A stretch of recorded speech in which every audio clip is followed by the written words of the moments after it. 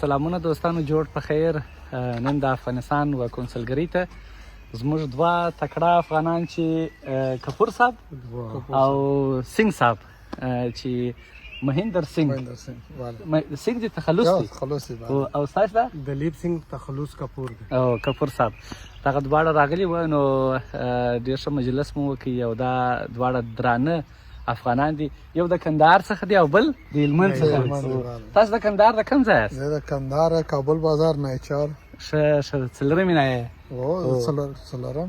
څلورم دغه دی نو هلته د کوچنیوالي تېر کړي. څونه وخت په کندهار کې تېر کړی دی؟ د پیدایشي مې په کندهار کې. څونه وخت بیا هم پاته شوی؟ ډېر وخت کې د اوس راغلی یم، د 11 کال مې کېږي. ښه کنیا نور ټول وخت هلته ټول په افغانستان کې. عمر دې څو دی نور؟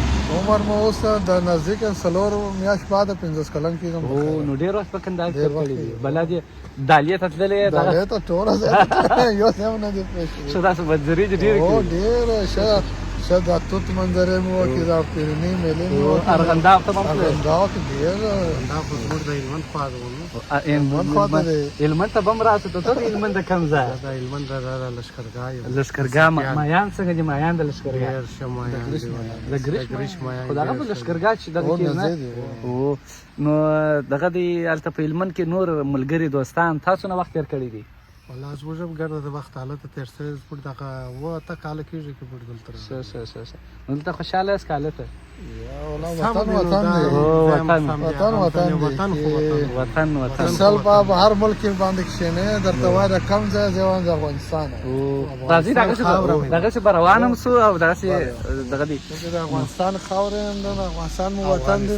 زموږ خاوره ده، موږ د افغانستان یو، افغانستان زموږ ده. بېشکه نو داسې یو جالبه خاطره داسې یو شی در سره ده، یو شی راته ووایاست. دلته شکر دی چې حکومت هر شی غواړي موږ سفارت ته راځم بغیر مشکل ماته هر شی جوړوي. دلته ډېر راسره کومک مشکل نشته. خوشحاله یاست؟ هو د خیره شکر خدای. دغه دی سنگ صاحب دا نوم دی دغه دی یو مشهوره کرکټر ته شوی دی، نږدې دی. دا ستا نوم چې دی؟ مهندر سنگ ډوني په هند کې ډېر تکړه دغه دی. مهندر سنگ باهوبلی به هغه بیا سنگ نه وي؟ هغه سنگ نه وي.